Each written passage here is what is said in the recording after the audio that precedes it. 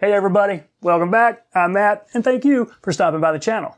Now I've got another Fran Bedder's pattern for you today. You might remember Fran, we've talked about him before. He was a legend in upstate New York, up in the Adirondacks, fishing the Ausable. He came up with 3 very popular patterns we still tie and fish today.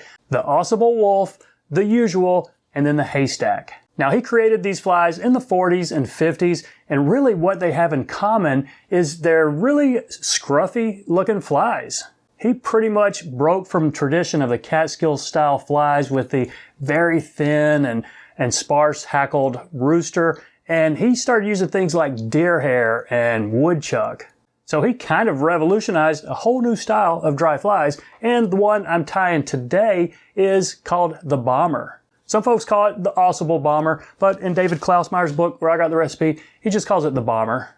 And don't get it confused with the salmon fly that's also called the Bomber. It's very similar to it, but the salmon and steelhead fly has a spun deer hair body. In Fran Bedder's version, it's just a fur dubbed body. And this one is also tied pretty shaggy. One of the fun things about this, you really can't mess it up. If you do mess it up and just make it too shabby, it's going to be fine. And despite the fact that this thing has 4 animals in it, deer, rabbit, cow, and chickens, it's still a pretty easy fly to tie. It's a very buoyant pattern, would be great for fishing in broken or riffled water. It would be great for fishing with a dry dropper rig if you do a lot of that. So it's just another one of Fran Bedder's great revolutionary style dry flies. I think you're going to like it. Let's give it a shot. There you go, in the vise, Fran Bedder's Bomber. I'm tying this on a size 12. Now this is a 2X long, and I'm going to tell you a secret. This is not a dry fly hook. I was out of 2X long dry fly hooks, so I'm using a nymph hook.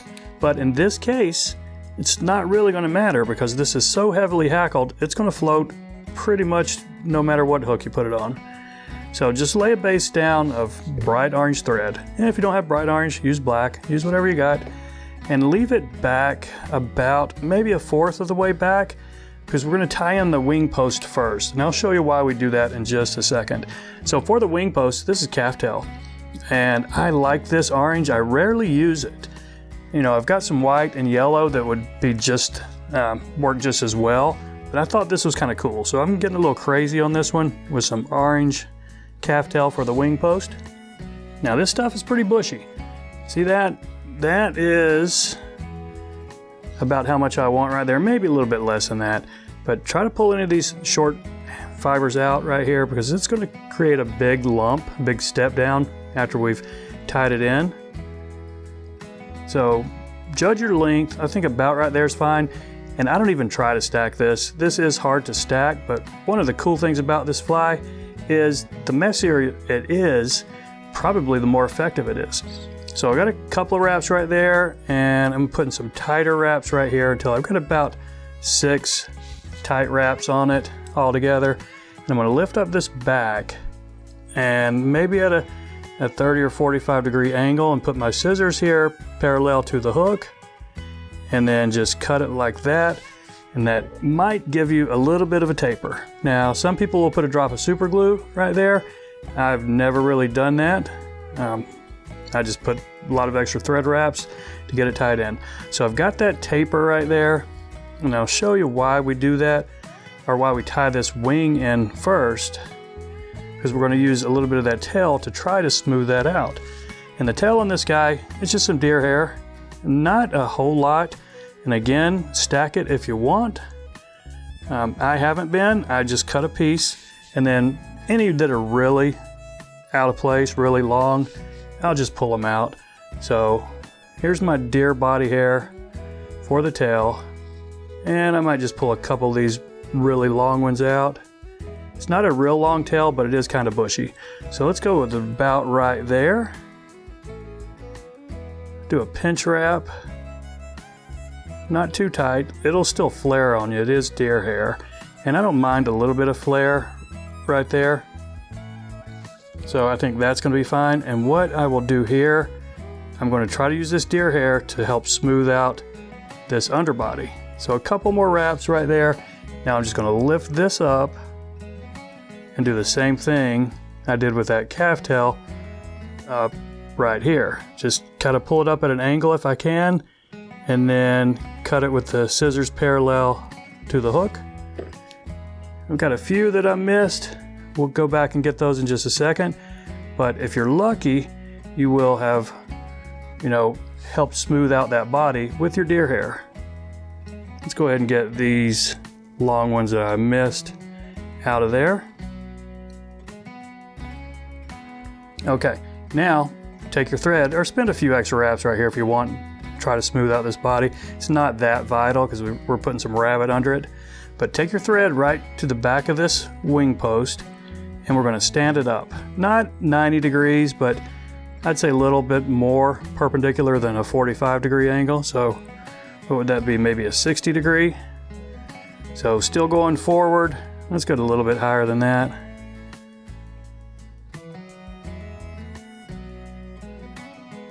Okay.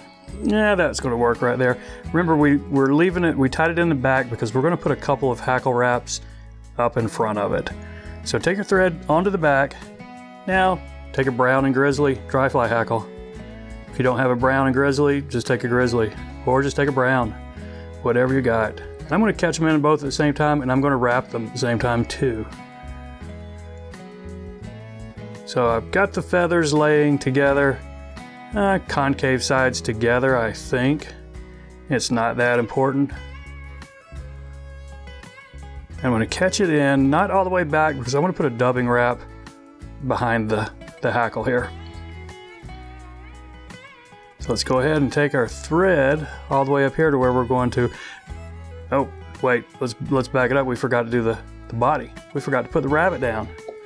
So put a little wax on here. And the rabbit on this Fran Bedders calls for an orange, a bright orange or a rusty orange or whatever you got here. I think it looks pretty cool.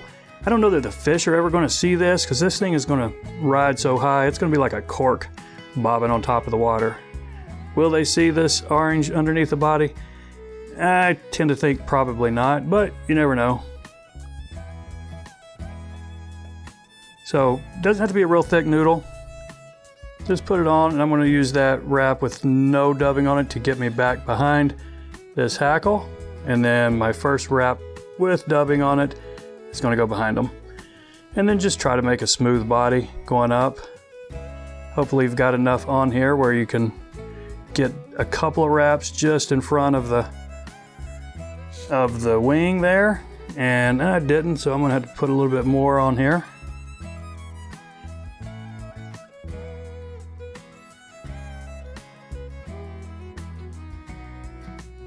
Now lift these up and a few wraps right in front. And that is where we're going to tie off our hackle. Got a couple of long rabbit fibers there, but that underbody looks okay. Now I'm just going to grab these and wrap them both at the same time. Don't have to be too delicate here. Let's just put them on as close together as you want. Obviously, the closer together you put them, the more of a floater this thing is going to be.